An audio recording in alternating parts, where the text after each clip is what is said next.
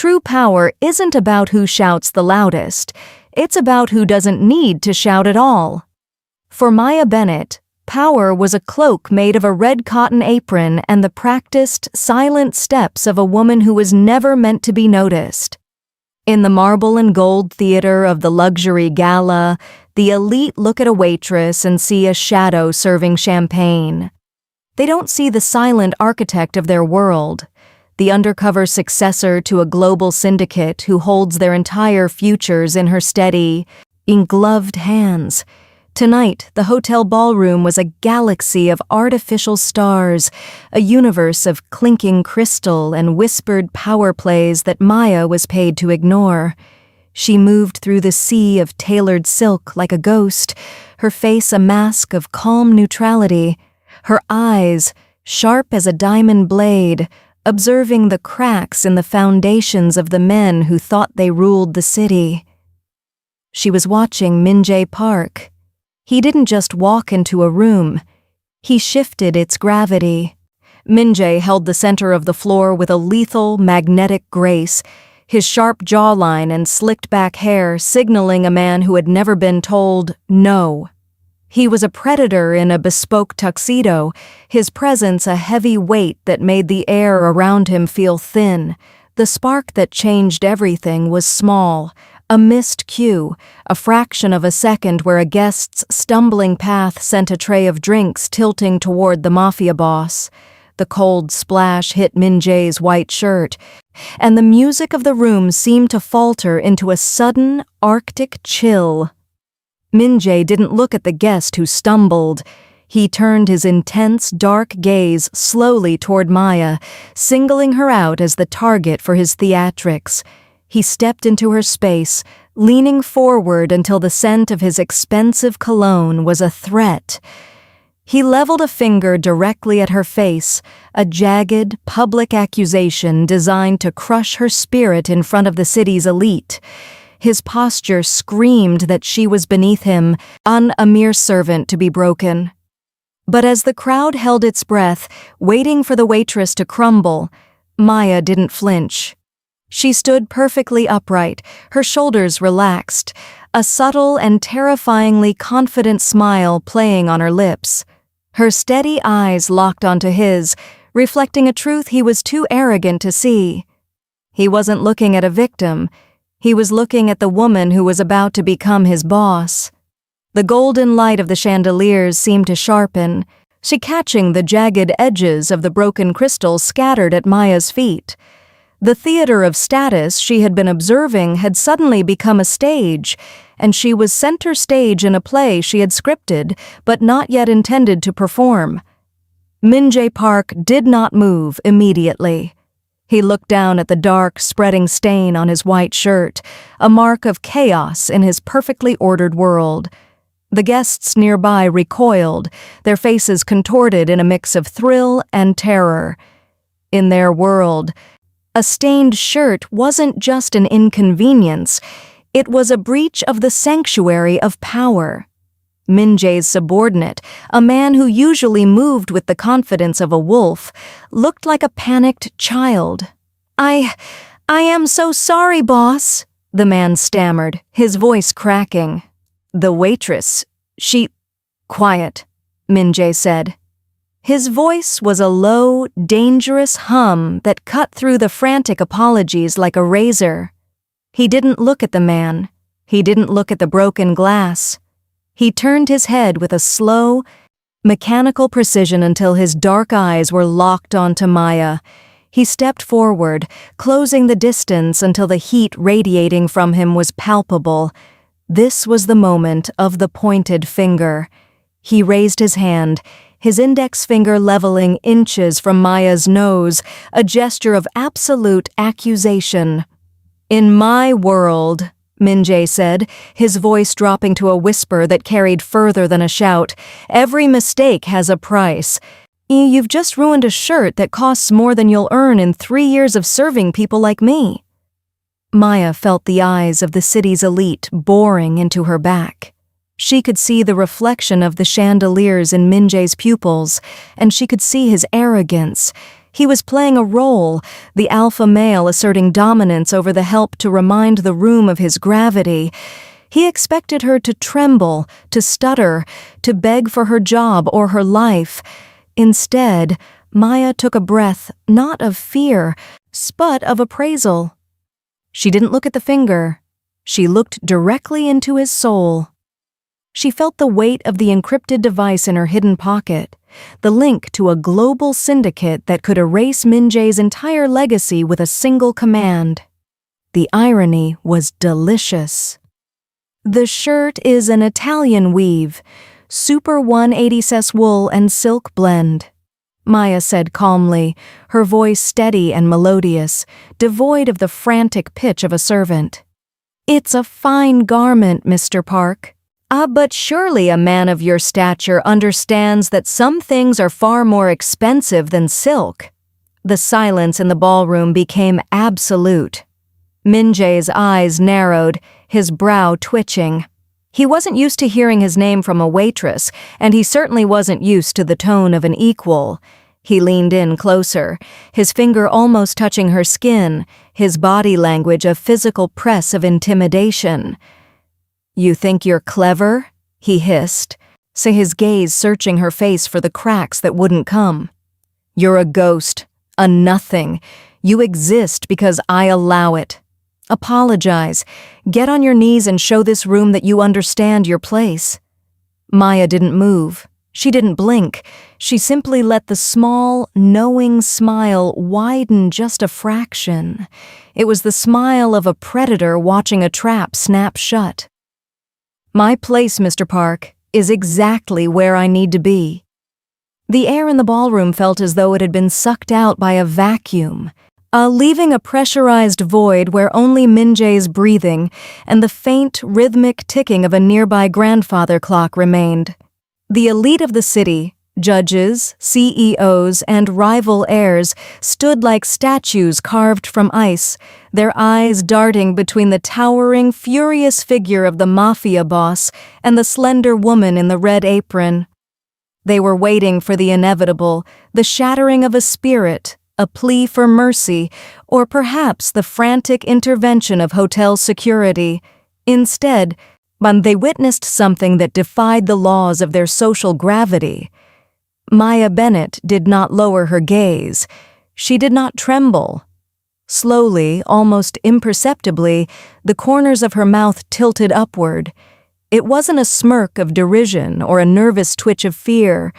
It was a serene, terrifyingly calm smile, the look of a monarch watching a child throw a tantrum in a sandbox. The contrast was jarring. Min-Jae was all heat and jagged edges, his fingers still hovering like a bayonet, while Maya remained a pool of still, deep water. You find this amusing? Min-Jae's voice was a low growl, vibrating with the shock of being defied. He leaned in further, his shadow completely swallowing her. I am talking about your life, girl. I could have you erased from this city before the champagne in these glasses loses its bubbles. Do you even understand who I am? Maya's smile didn't falter. In fact, it seemed to brighten, catching the golden glow of the chandeliers. Oh, I know exactly who you are, Mr. Park, she said, her voice cutting through the silence with the clarity of a bell. You are a man who measures his worth by the fear of those he considers beneath him. It's a very fragile way to live. One might even call it precarious. A collective gasp rippled through the crowd. Someone dropped a fork, the silver clatter sounding like a gunshot in the hushed room.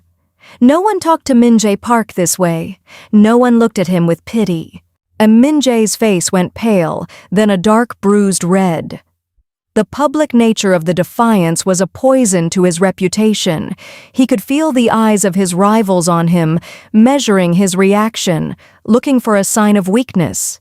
To him, Maya was a bug that had refused to be stepped on, and his ego demanded a total crushing. You're brave for someone who owns nothing, he hissed, his hand dropping from her face to grip the edge of a nearby table so hard his knuckles turned white. But bravery is just another word for ignorance. You think that smile protects you? By the end of this night, I'll make sure you never want to show your face in this light again." Maya tilted her head slightly, her ponytail swaying with a grace that felt entirely out of place for a waitress. She looked at him not as a servant looks at a master, but as a scientist looks at a specimen. She knew that in a few hours, the encrypted message sitting in the pockets of his own lieutenants would change his world forever. For now, she simply enjoyed the weight of the secret. "We shall see, Min-Jae," she said, using his first name with a chilling familiarity that froze the blood of every listener. "But be careful. The higher the pedestal, the harder the fall, and from where I'm standing you look very high up indeed." The use of his first name acted like a spark in a powder keg. When Min-Jae's jaw tightened so hard a small muscle pulsed in his cheek, his composure finally fraying beneath the weight of her baffling confidence. He didn't strike her. That would be too clumsy, too desperate. Instead, he turned his head slightly and with a sharp, imperious snap of his fingers, he summoned the hotel's general manager from the shadows of the ballroom. The manager, a man who usually moved with oily grace, practically tripped over his own feet to reach them. "Mr. Park, my sincerest apologies. We had no idea." "This woman," Min-Jae interrupted, his voice like sliding tectonic plates. He didn't look back at Maya, as if she had already ceased to exist. "She is a defect in your establishment. She is disrespectful, incompetent, and far too comfortable with her betters. I want her gone, not just from this room and not just from this hotel. I want her blacklisted from every reputable establishment in this hemisphere. Do you understand?" The manager looked at Maya, his eyes wide with a mix of pity and panic. "Of course, Mr. Park. Immediately. Maya, hand over your apron and leave through the service exit, now." The crowd leaned in, a collective predatory instinct rising. This was the public trial, the moment where the high-status wolf reasserted the hierarchy by devouring the insolent sheep.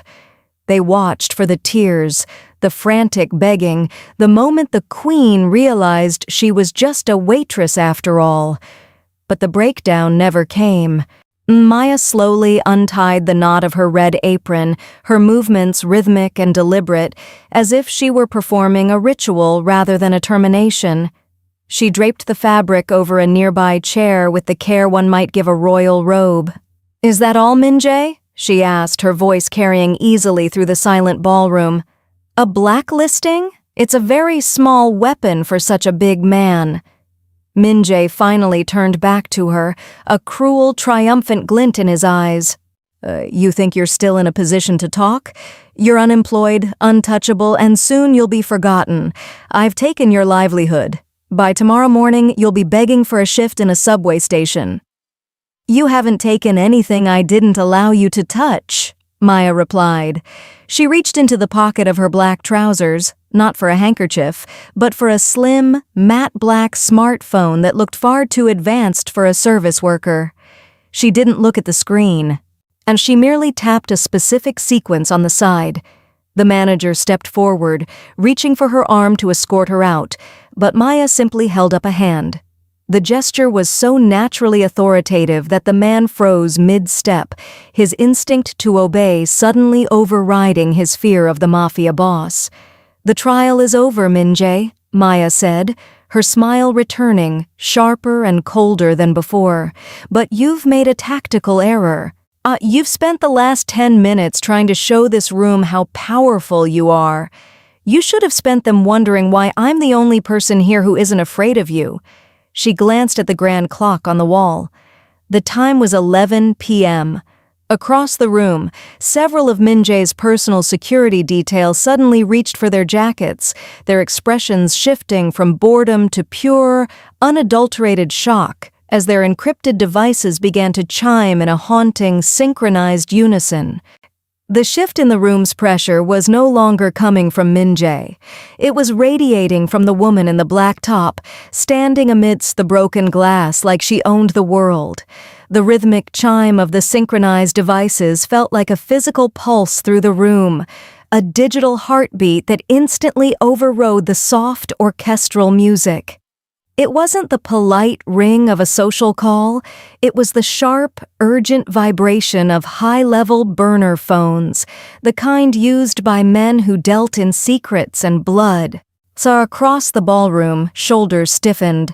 Min-Jae's personal guard, men who had spent the night looking down at the guests with bored disdain, reached into their suit jackets with mechanical precision.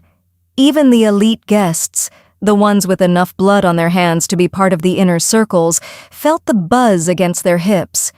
Min-Jae didn't move at first. His gaze remained fixed on Maya, his finger still half raised in a gesture of dismissal that now felt absurdly out of place. Then, in his own phone, tucked into his breast pocket directly over his heart, let out a low, persistent hum. He reached for it slowly, his eyes never leaving Maya's steady, smiling face. The screen flickered to life, illuminating the sharp angles of his jaw in the dimming light of the ballroom. The message was short, encrypted, and sent from a source that didn't exist in any public record. It was the mark of the sovereign, the ghost-like entity that sat at the apex of the global syndicate. The hidden hand that dictated the rise and fall of families like Min-Jae's. The successor has arrived. Look up. The crown is in the room. A cold sweat broke out at the base of Min-Jae's neck. He looked around the room, expecting to see a new arrival, a powerful man in a more expensive suit, or perhaps a legendary elder stepping through the grand mahogany doors. He saw nothing but the same terrified socialites and his own confused guards. Then, he looked back at the woman standing in front of him. Maya hadn't moved an inch. She stood amidst the shards of broken glass, her hands now empty, her posture so effortlessly regal that the red apron she had discarded seemed like a shed skin. The phone she had tapped moments ago was back in her pocket, but the energy radiating from her had changed. It was no longer the quiet discipline of a waitress. It was the heavy, crushing weight of a monarch. "Is the message clear, Min-Jae?" she asked. Her voice was no longer a whisper. It was a command, resonant and absolute. Min-Jae looked at his phone, then back at her. He saw the way his head of security was staring at Maya, his face drained of all color, his hand trembling as he held his own device. The realization hit him like a physical blow to the chest, more violent than any strike he had ever delivered. The sovereign wasn't a man coming through the door. The sovereign was the woman he had just tried to blacklist, the woman he had told to get on her knees. Min-Jae breathed, the word catching in a throat that had suddenly gone bone dry. "The problem with gravity, Mr. Park," Maya said, stepping forward until she was the one invading his space, her presence forcing him to take an involuntary step back, "is that you only feel it when you're falling, and you have a very long way down." The silence that followed was no longer arctic. It was suffocating. The public trial had ended, but the execution of Min-Jae's ego had just begun. The silence following the message from the sovereign was not merely the absence of sound. It was a heavy, suffocating weight that seemed to dim the very lights of the ballroom. Min-Jae stood paralyzed, his thumb still hovering over the glowing screen of his phone, his mind racing to find a logic that wasn't there. He looked at the woman before him, the waitress he had tried to break, and for the first time, he saw the terrifying geometry of her composure. The heavy mahogany doors at the far end of the ballroom swung open with a synchronized thud. The guests turned, expecting the hotel's security or perhaps the police, but the men who entered moved with a different kind of authority. They were a phalanx of shadows in charcoal suits, their movements silent and predatory. These weren't local hired guns or hotel staff. These were the Apex Guard. So the elite enforcers of the global syndicate whose reputation was a ghost story, told to keep local bosses in line. Min-Jae felt a flicker of his old arrogance return, a desperate reflex. He straightened his stained jacket, assuming these men had arrived to restore order, to restore his order. "Over here," Min-Jae commanded, his voice cracking slightly but still carrying the sharp edge of a man used to being obeyed. He pointed his finger at Maya once more, though his hand trembled. Secure this woman. She's a provocateur. She's compromised this event." The lead operative, a man whose face was a map of old scars and absolute discipline, didn't even glance at Min-Jae. He didn't acknowledge the hotel manager or the shocked socialites. He led his team straight through the center of the room, the crowd parting like water before a prow. They reached the circle of broken glass. Min-Jae stepped forward to meet them, his chin held high, waiting for them to seize Maya's arms. Instead, the lead operative stopped exactly 3 paces from Maya. In a movement so perfectly timed it felt like a single heartbeat, the entire detail turned inward to face her. They didn't reach for their weapons. They didn't reach for her. They bowed, a deep traditional sign of absolute fealty that sent a collective shockwave through the ballroom. "The perimeter is secure, Director Bennett," the lead operative said, his voice a low, resonant baritone that filled the hollow silence. "The local branches have been notified of the transition. Your transport is waiting, and the board is prepared for your briefing." Min-Jae's hand dropped to his side, his fingers brushing the wine-stained silk of his trousers. The word director echoed in his ears, a title that sat at the very top of the food chain he had spent his life climbing. He looked at Maya, and the theater of status finally collapsed. The red apron she had discarded on the chair wasn't a sign of her low station. It had been a camouflage. Maya stepped over the shards of crystal, her movements fluid and regal. She didn't look like a waitress anymore. She looked like a wolf that had spent the night watching the sheep pretend to be lions. She stopped inches from Min-Jae, who now looked smaller, his expensive suit suddenly appearing like a costume that didn't fit. "You asked if I knew who you were, Min-Jae," she said, her voice a cool caress that made his skin crawl. "But the real question was always whether you had the vision to see who was standing right in front of you." She reached out and, with a slow, deliberate motion, tucked the same finger he had used to threaten her back toward his own chest. "The trial isn't over. It's just moved to a much higher court." The reality of the situation didn't just dawn on Min-Jae. It crashed over him like a tidal wave of ice water. The charcoal-suited men standing in a perfect, near protective arc around Maya were the Apex Guard, the physical manifestation of the syndicate's absolute will. In the underworld, they were the reapers of the disobedient, and they were currently bowing to a woman he had called a nothing. Min-Jae's knees felt suddenly hollow. The phone in his hand felt like a lead weight, the glowing message from the sovereign still mocking him from the screen. He realized with a sickening lurch in his stomach that his entire empire, the shipping docks, the high-rise casinos, the thousands of men who feared his name, rested on a foundation of contracts owned by the Bennett family. He wasn't a king, he was a tenant. And he had just tried to evict the landlord. The predatory mask he had worn all night shattered, his sharp jawline slackened, and the controlled anger that had defined his presence evaporated, replaced by a raw, naked terror. He looked at Maya, truly looked at her, and saw the absurdity of his own arrogance. He had been a lion roaring at a star, completely unaware of the magnitude of the power he was challenging. "Director?" he whispered, the title feeling heavy and foreign on his tongue. The word was a plea for mercy. He thought of the finger he had pointed at her face, the way he had leaned into her space with the intent to crush her spirit. Every aggressive word he had spoken now replayed in his mind like a death sentence.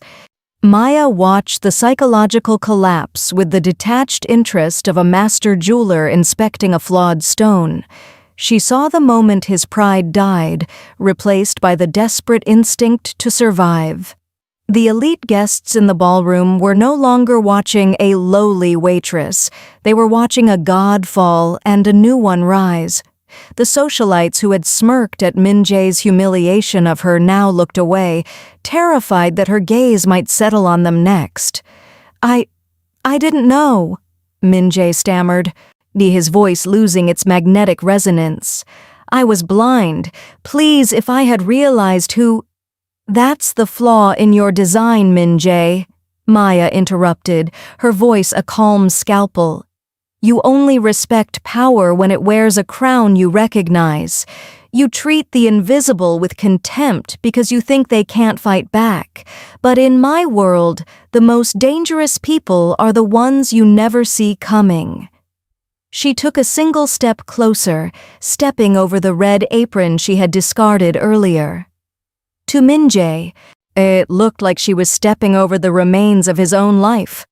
The lead operative of the Apex Guard moved in tandem with her, a silent shadow of lethal intent.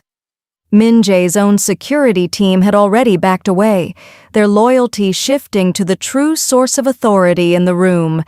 He was alone, standing in a circle of his own making, facing a woman who held his life between her thumb and forefinger. "You wanted to show this room a lesson in respect," Maya said, her eyes chillingly bright. "You succeeded, but it's not the lesson you intended." The psychological shift was complete. Min-Jae Park, the man who owned the room, was gone. In his place stood a man who finally understood that his life was alone and the debt was now due. The heavy mahogany doors of the gala's private study swung shut with a muted final thud, sealing out the frantic murmurs of the ballroom.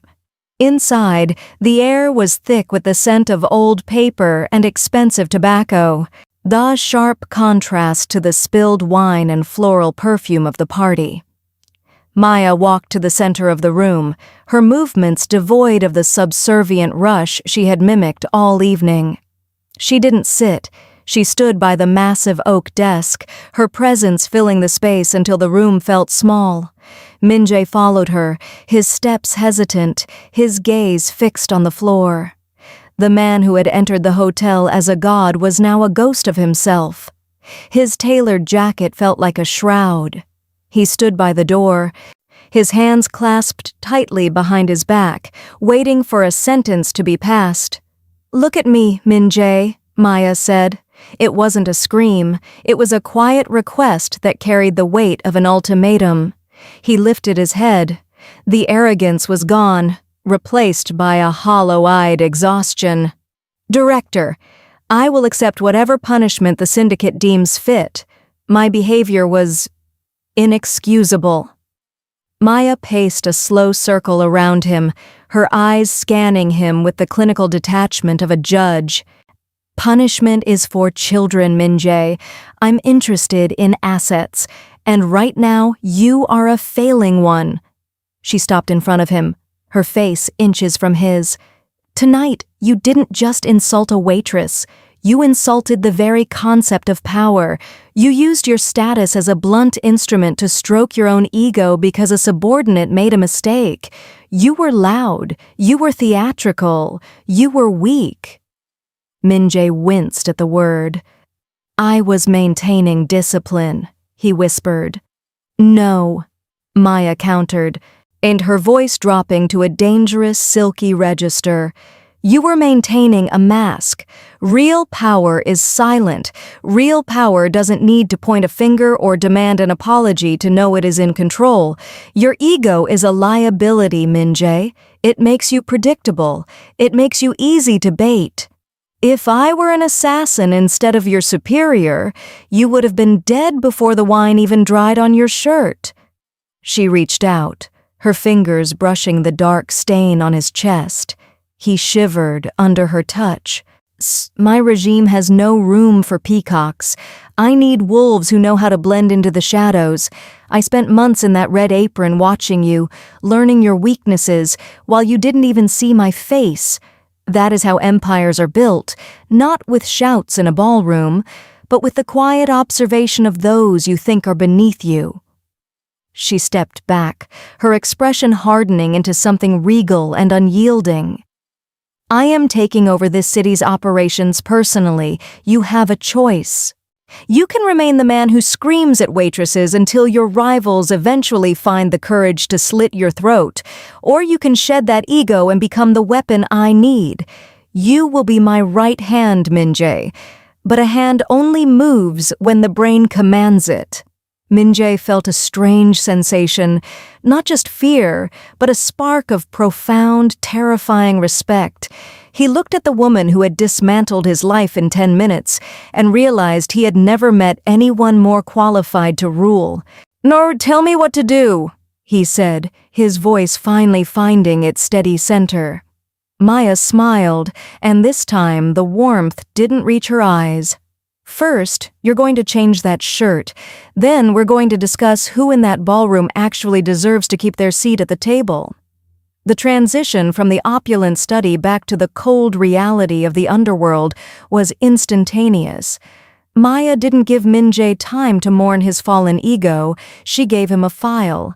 It was slim, bound in matte black, containing the financial vitals of the O'Shea syndicate, a rival faction that had been a thorn in Min-Jae's side for years. "For 3 years you've tried to burn them out," Maya said, her voice cutting through the quiet hum of the room's ventilation.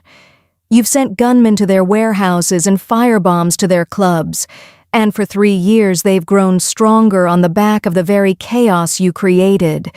Aggression is a blunt tool, Min-Jae. It's loud, it's messy, and it leaves scars that people eventually learn to fight around." Min-Jae looked at the data, his mind instinctively jumping to tactical strikes and shows of force. "They have a bottleneck at the docks. If we hit them there—" "No," Maya interrupted, her tone final. "We aren't hitting anything. You are going to dismantle them from the inside out, and you're going to do it without firing a single shot. You've been a hammer your entire life, Min-Jae. Tonight, you learn how to be a ghost." She walked him through a strategy that made his blood run cold with its sheer clinical efficiency.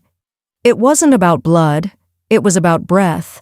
She showed him how to buy the debt of their suppliers, how to whisper the right lies to the city's zoning boards, and how to trigger a series of tax audits that would freeze their assets before they even realized they were under attack.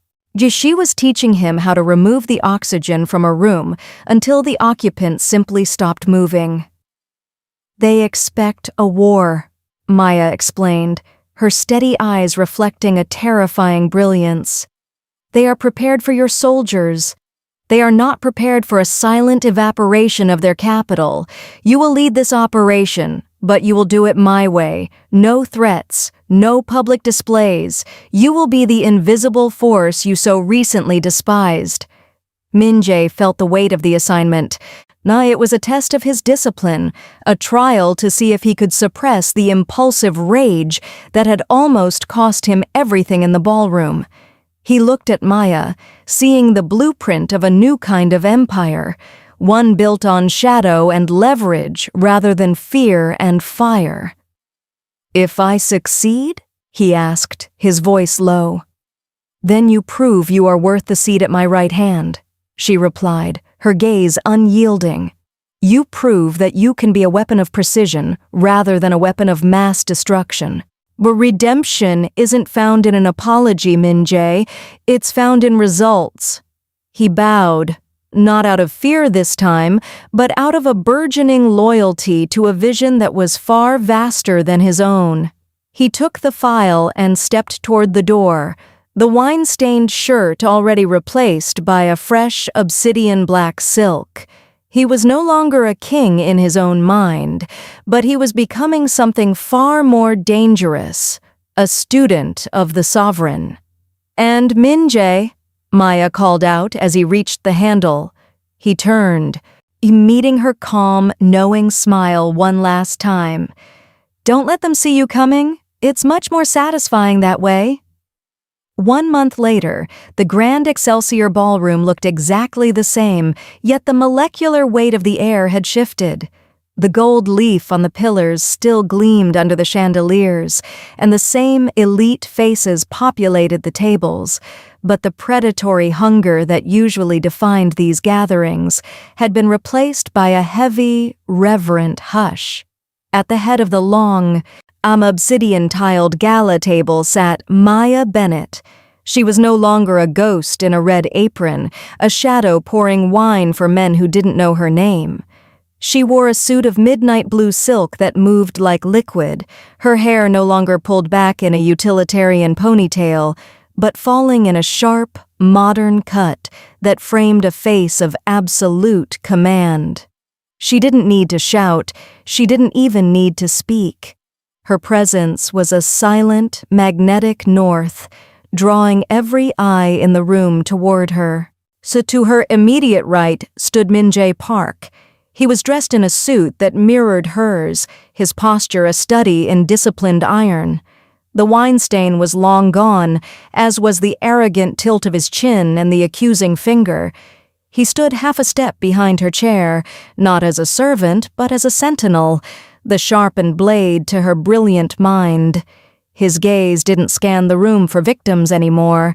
It scanned for threats, his eyes reflecting a newfound depth of strategic patience. He was the man who had been humbled, and in that humbling, had found a purpose far greater than his own ego. Before them sat the city's power brokers, including the remnants of the O'Shea syndicate, looking pale and defeated. Maya's first assignment had been executed with such surgical precision that the rival family had collapsed before they could even draw their weapons. They had been dismantled by the very man they once mocked for his temper, and now acting as the extension of a woman they had once ignored. Maya reached for a crystal flute on the table, her movements fluid and regal.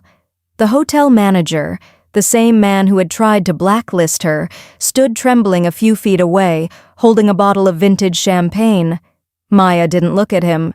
She simply lifted her hand, and the manager poured the liquid with a shaking hand, careful not to let a single drop touch the table. She caught Min-Jae's eye in the reflection of the glass. The knowing smile played on her lips, the same smile that had once baffled him in the heat of his rage. Now he understood it. It was the smile of a queen who had already won the game before the first piece was moved.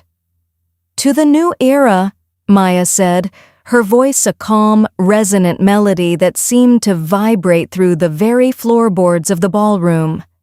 "To the new era," Min-Jae echoed, his voice a steady, loyal bass. As the room raised their glasses in terrified unison, the power shift was absolute. And the waitress who had been humiliated in front of everyone had not just taken a seat at the table, she had built a new one. And as Min-Jae stood by her side, a partner forged in the crucible of her superior strategy, they both knew the city didn't just belong to them. It belonged to the silence that followed her every word. The game was no longer about survival, it was about sovereignty.